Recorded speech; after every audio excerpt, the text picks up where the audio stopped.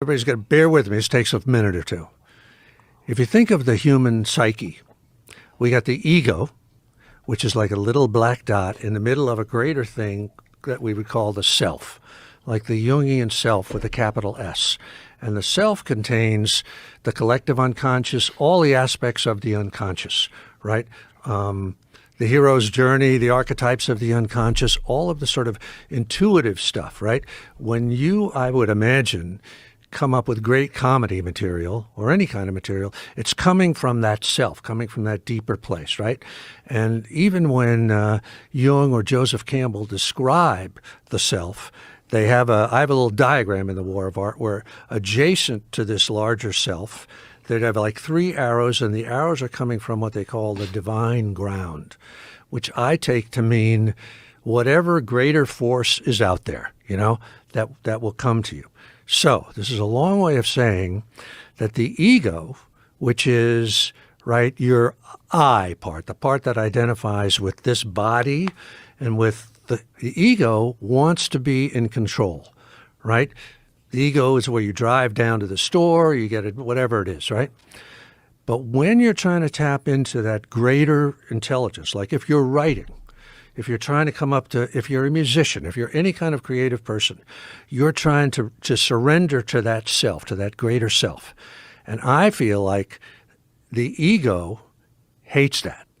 The ego knows if you make that shift to identify with that greater self, then the ego is out of business. So I think, this is my theory, that the ego produces resistance to try to stop you from connecting and trusting and believing, because it is a leap of faith, right, to get to that other level, wherever it is.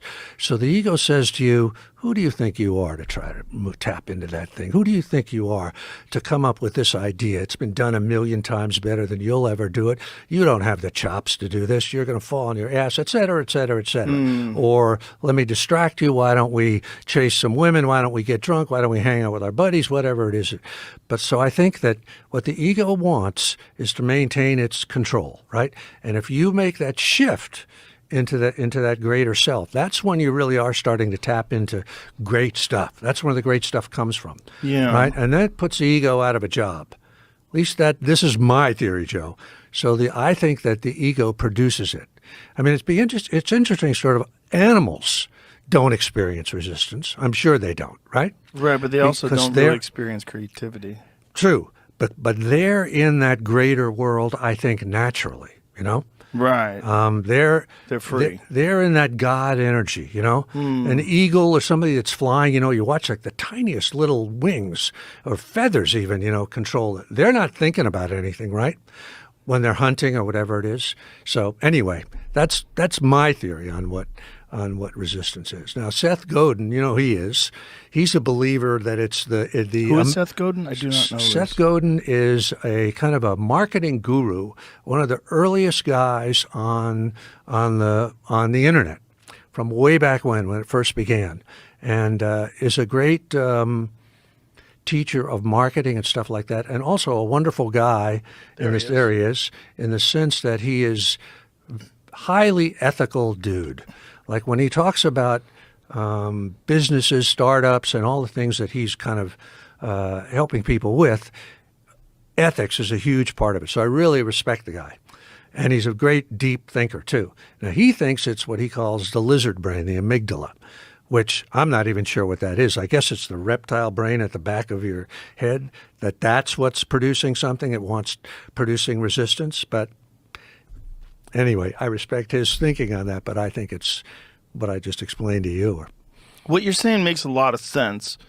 And the ego, whatever that thing is, that it's so interesting how it's not able to see that it would actually benefit the ego if you didn't have resistance.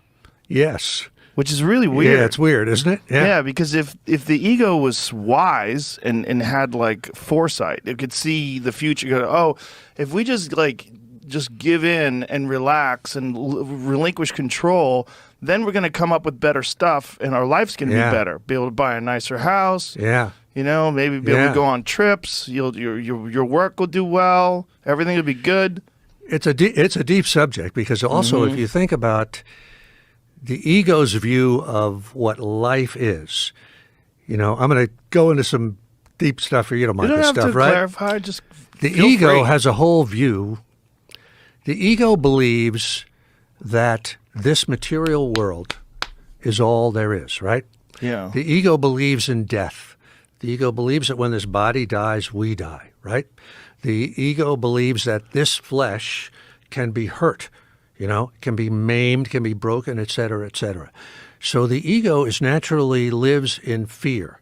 I think that the predominant emotion of the ego, if we're living in the ego, which is 99% of people do, our predominant emotion is fear, right? And fear, even though we might not know it, fear of death, which is kind of why people want to achieve, I think, right? Let me make a name for myself, blah, blah, blah. Why people want to have children, the children will live on, why they have insurance, why they try to succeed and have a big house and this and that and the other thing, right? That's all sort of coming out of a mindset of fear. Whereas this giant self, in my opinion, the bigger self that is connected to the thing, its predominant emotion is love, if you ask me. Now, the ego, another thing the ego believes is that I am separate from you, right? We are all separate individuals, right? I could hurt you and it won't hurt me. That's what the ego thinks, right? That's why so much of the evil that happens in the world comes out of that, right? We can torture these sons of bitches and it won't happen to us, right? Nothing bad will happen to us. But the self believes exactly the opposite. Once you get into that deep level, right, that we are not separate from one another, that you and I are bound together in some kind of way along with all of humanity and all of the animal life and all of the planet, all of the oceans and all of that. And so the predominant emotion in that self is the emotion of love. So the ego, this is my belief anyway, the ego being centered in fear is going to try to hang on to what it's got, right?